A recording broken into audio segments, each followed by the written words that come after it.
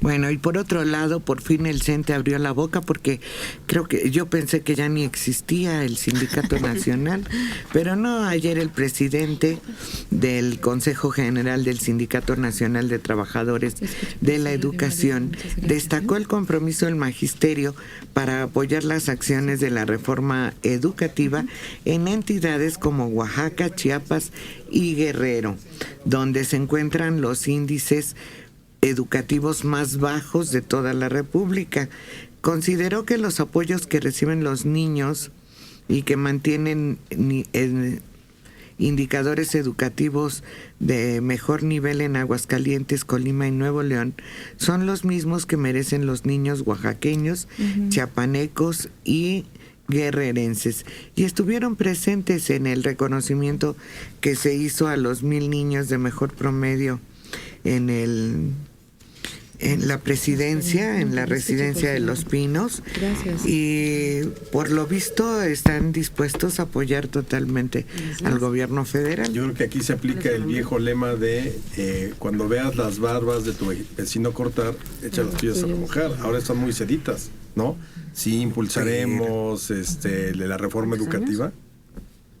Pero creo que desde que metieron a la cárcel claro, porque me imagino que han estado totalmente así. claro, y sobre todo la cúpula, porque gobierno. No creo que el Bester fuera la única que se beneficiara de siendo la lideresa del magisterio. Seguramente tenía todo un séquito que iba distribuyendo el poder y manifestó un gesto de rebeldía que le costó el puesto. Sí, ella pensó que podía hacerlo y no.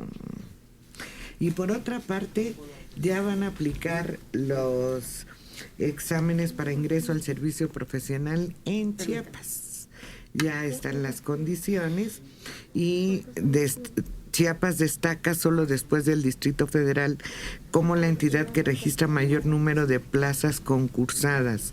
Esto se señaló, quiere decir que a pesar de la oposición que fue muy violenta en Chiapas, fue a aquellos maestros que les cortaron el pelo y a otros que no los dejaron, esto fue en Chiapas, pues ahora se va a realizar la evaluación con todos los controles necesarios para que no haya ningún problema. Es que si realmente logran aplicar la ley como debe de ser en términos de educativos, las normas y los reglamentos, aquí finalmente lo que va a definir quién se queda de maestro es el mérito. Y yo creo que tenemos que ser una sociedad de méritos, no de compadrazgos, no de prebendas, sino de mérito. Lo mereces, si te esforzaste, lo mereces, lo vas a tener. Claro, y fíjate que en el examen para directores de escuela aprobaron el 60%. El 60% de los directores aprobaron el instrumento de evaluación y todos ellos a partir del próximo año ciclo escolar 2015-16 ocuparán sus cargos por haber presentado su examen con una mejora salarial y con una situación que les va a permitir que nadie les diga que llegaron por ser recomendados. Recomendados y la otra, no son plazas a perpetuidad. Tú decidiste la carrera magisterial, perfecto, esfuérzate, estudia, tendrás la recompensa, aunque suene utopía, aunque suene como de un manual chafa de superación personal, pero así es esfuérzate, estudia, haz tu examen y yo creo que vas a tener tu recompensa. Siempre y cuando la propia autoridad también respete todos esos lineamientos por los cuales cualquier hijo de vecino, valga la expresión, pueda llegar a ocupar una plaza de acuerdo a su propio mérito, conocimiento y preparación. Y otro mito que se rompe con esa información que das del 60% que sí acreditaron es que ya no vamos a estar con la idea de que los exámenes que ponen las autoridades son exámenes así inalcanzables, ¿no?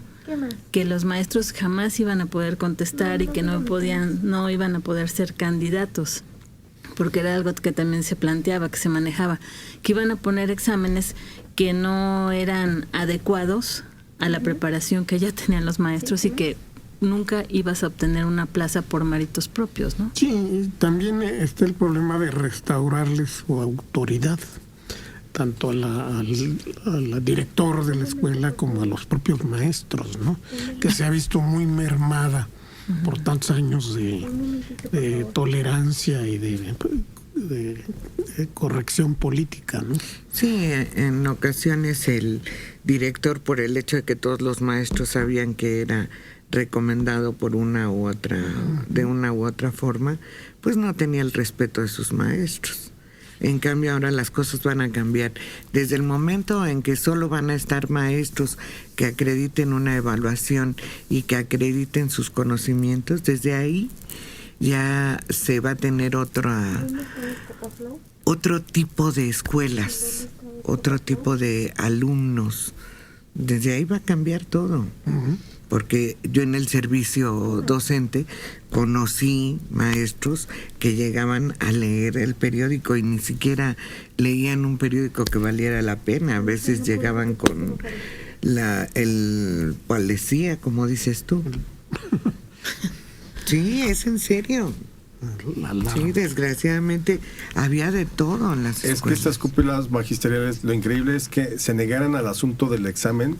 Si a uno como alumno durante toda tu vida te van haciendo exámenes para probar tus conocimientos, ¿por qué quienes imparten la justicia, quienes imparten la educación, por qué no pueden ser sometidos a un examen que no tiene que ver, no les van a preguntar la fórmula para transformar el átomo, es de sus conocimientos para ser capacitados o no, o ser capaces de dar clase?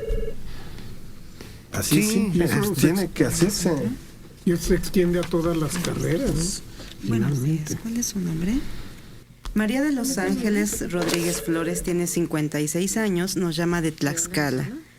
Lo que realmente debería importarnos es el alza del dólar y no esa tontería del piojo. Por otro lado, en cuanto a los maestros, la evaluación debería comenzar por el secretario de Educación, pues no sabemos cómo anda de conocimientos. ¿Por qué nos basta con su palabra? ¿Qué capacidad tiene el secretario de Educación que ha brincado como chapulín de puesto en puesto? ¿Por qué esa impunidad? Bueno, hay que recordar que Choifet no solamente ha sido secretario de Educación, fue secretario de Gobernación, si no mal recuerdo, con Zedillo, uno de los 4 que tuvo Zedillo. Que eso es muy típico en la política mexicana. O sea, no llevas al especialista o al mejor al cargo, llevas al amigo o llevas al político que salta de uno lado a otro sin saber realmente a ciencia cierta, como lo que sucedió con el comisionado de Michoacán, que ahora está en la CONADE. O sea, que estás en el combate al narcotráfico, estás en la regulación de la paz en Michoacán, estás negociando con las defensas, las autodefensas, y de pronto estás abanderando a la delegación mexicana para los Panamericanos. Buenos días, Radio Centro. ¿En qué cabeza cabe o en qué mundo o qué paso perdimos Buenos días. en el que un comisionado que estaba puesto prácticamente como un gobernador en Michoacán termina dirigiendo la CONADE? Esos son de los problemas de la política mexicana. La falta de idoneidad en los puestos, que es un requisito indispensable para que funcione bien un gobierno. Que lejos está la CEP de Torres Bodet, de José Vasconcelos, de Narciso Basols, me parece que también anduvo por ahí como secretario. Sí, pero el que no sea el secretario de Educación idóneo no quiere decir que todos los demás tienen que tener la misma deficiencia. El maestro tiene un compromiso mucho más importante que el que tiene el secretario de Educación, porque finalmente el secretario de Educación es temporal.